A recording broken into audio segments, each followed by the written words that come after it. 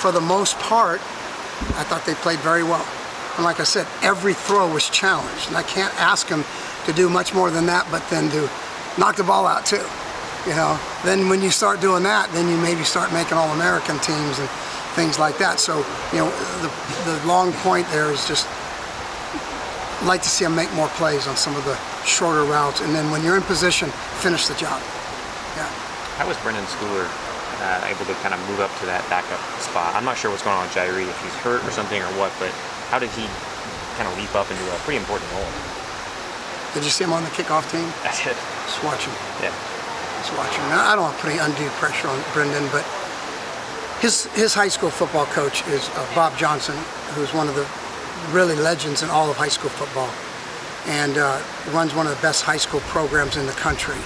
And they coach guys as well as obviously we do. And so when you get a guy like that, he's already programmed into systems and understanding football, and then he's really talented.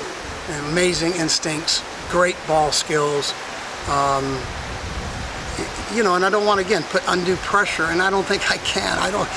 He don't feel any pressure because he knows he's a good player. Good players just know, you just know, and he knows. And so I'd still give his credit to his coaches because he was so well trained, and he practices like Usain Bolt runs. I mean, it's just, he practices hard all the time. I mean, he really is exceptional to be a freshman and have the practice habits he has right now. You don't want to put any undue pressure on him, but you just compared his work ethic to Usain Bolt, the greatest runner of all time. Well, that's what. And I get it. Usain Bolt. He actually, don't forget, he told people, he says he hates to train. That's why he doesn't want to run the 400, which he would win if he trained. Yes. But just the fact that anyone that's great, even comparing to someone as the greatest runner in the history of the world, is still a compliment. So I'll say practices as hard as, I assume Earl Thomas does at the Seahawks, who I know plays for an NFL player. I notice how hard he's playing. Sometimes I notice NFL players that don't play hard, but that guy's a professional that plays hard, so he has to practice that way, and I know he does. And he gives you that long body type at that position. Yeah, he's got great ball skills. That put all that together, and on top of him being a very, very good tackler, and you got yourself what we hope is a really special player at the time, and he's got a great story. He got overlooked in high school, and we got him in summer, and I recruited him hard until the end, and I think Brendan deep down wanted to come here, and the thing that's really cool about him is he actually did turn down some scholarships because he wanted to play at a higher level. So he's a walk-on? Huh? He's a walk-on?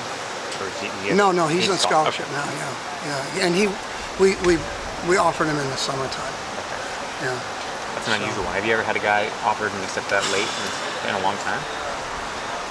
I don't know. That's very unusual. At the time, I think it was really unusual. Sometimes you sign a guy and you, at the end, see if he's going to make it or not academically. You know what I mean?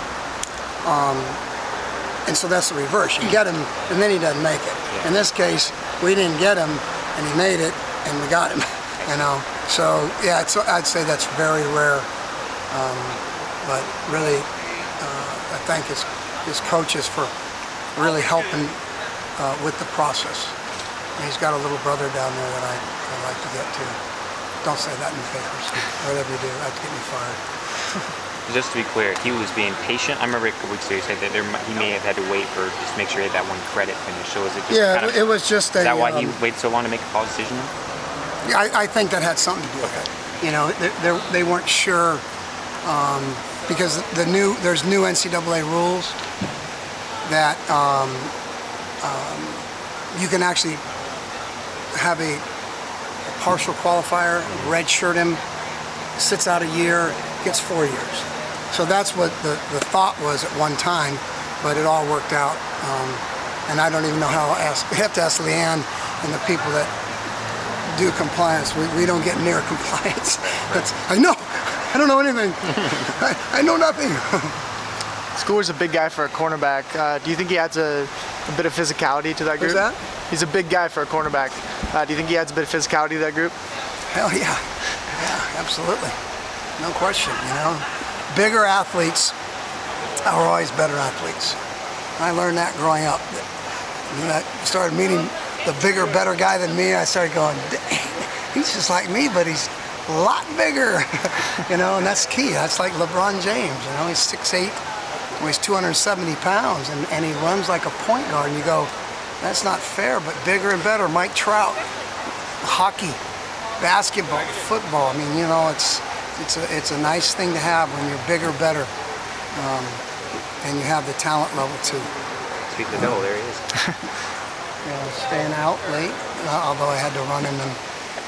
Did you get all your push-ups? Make them all easily? Did you get tired? Unbelievable.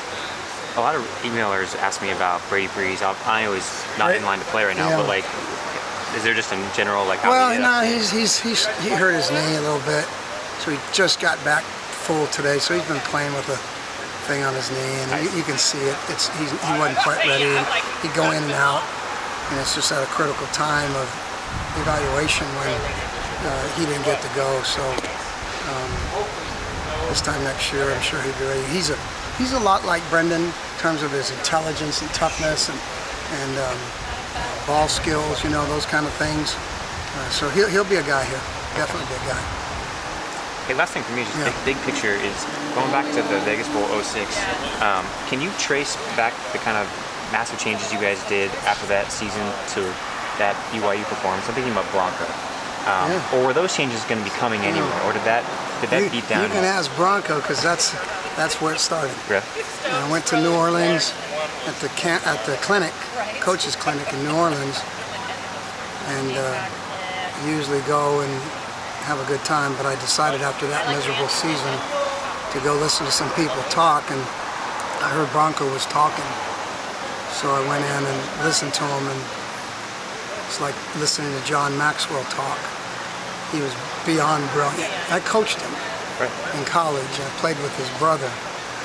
And I was really lost at the time and trying to search for answers for this program to help whatever role I had for Mike Bellotti, And we started bringing back a lot of ideas, and Bronco did a thing when he first got the head job and got his team on a bus and drove up the mountain to a big old roaring fire and started the cultural change.